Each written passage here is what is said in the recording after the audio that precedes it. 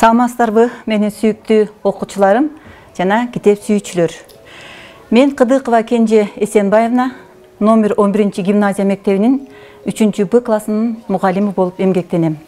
Балдар, мен бүгүн силерге Бакытжан Мырзатаева эжекенин «Сыйкырдуу ийик» деген чыгармасын алып келдим.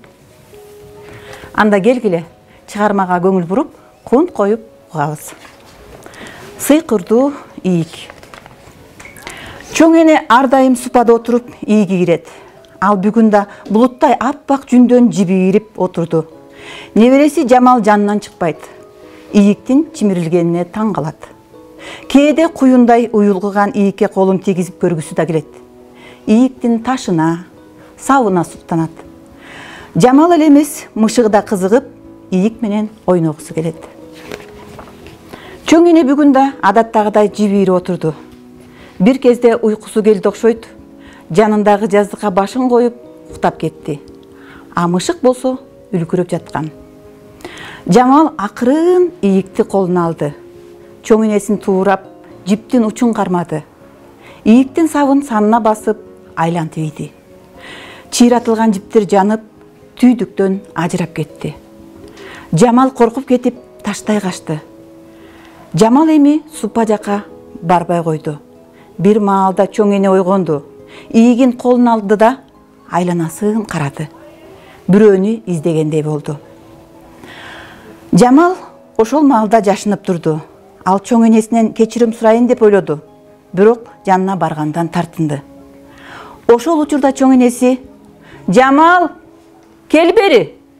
деп чакырды. «Эми урушат го!» деп акырын жанына келди. Чоң эне Жамалды жанына отургузду да маңдайынан өптү. «Сенин ийикке кызыкканыңа айланайын. Кыз кишинин колу эптүү болгону жакшы. Кел үйрөтөйүн садагам менин», деди.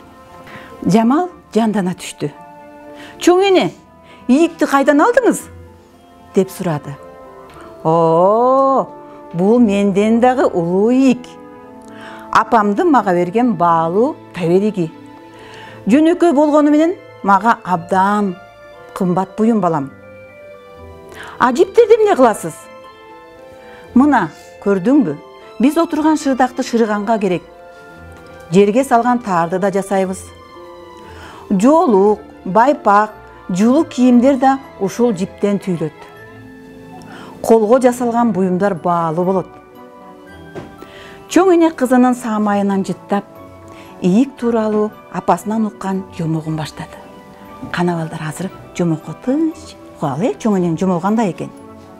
Илгери бир татынакай, бирок абдан эрке кыз болуптур. Апасы жумшаса такыр тил алчу эмес экен.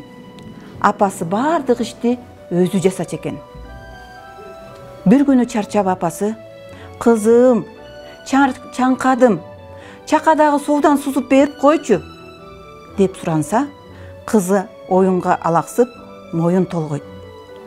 Күндөрдүн биринде апасы ооруп калат. Деп онтоп, «Кошунага барып айтчы, кызым, табып чакырып келсин», дейт. Кызы угуп туруп эле кыздар менен бейкапар ойноп жүрө берет. Кечинде курсак ачып үйгө келсе, эч ким жок экен. Сыртка чыкса, дал апасына окшош булут асманга учуп баратыптыр. Кыз коркуп кетип, кыйкырып ыйлап, ээрчип жетпей калат. Күндө апасын издейт, күтөт, сагынат. Апасын таарынтканына өкүнөт. Дайыма асманды карап, ак булуттарга кайрылып, көзүнүн жашын төгөт. «Апа, кайдасың? Келчи. Эми кайда жумшасаң куюндай чуркап барам. Жаныңдан чыкпайм. Жардам берем. Апа, апаке, келчи», деп буркурап ыйлайт. Бирок булут кайрылбайт. Эмне болот экен, эжей? Андан ары эмне болоорун чыгарманы улантып окуп койбойлубу? Окуйлубу? Кана чыгарма андан ары эмне болот экен? Күндөрдүн биринде кыз керегети илинип турган ийикти колуна алат. Ага сапталган ак булуттай түйдөк тыбытка кызыгат. Апасынан калган жипти ийирип, үйрөнө баштайт. Акыры көз кубанткан үлпүлдөгөн жоолук түйөт. Жоолукту колго алып чуркайт. Ак жоолукту булгалаган кызды көрүп, ак булут жерге түшөт да апасына айланат. Алар кучакташып абдан сүйүнүшөт. Табыштырган ийикке ыраазы болушат. Ох, жакшы болгон турбайбы? Апасы келген. Ооба. Андан ары уланталы. Чоң эненин жомогу кызга абдан жакты. Сыйкырдуу ийик турбайбы? Мен апама ар дайым жардам берем, чарчатпайм. Жумшаса чуркап иш кылам. Ийик ийиргенди да үйрөнөм. Жамал өзүнө ушинтип бекем сөз берди.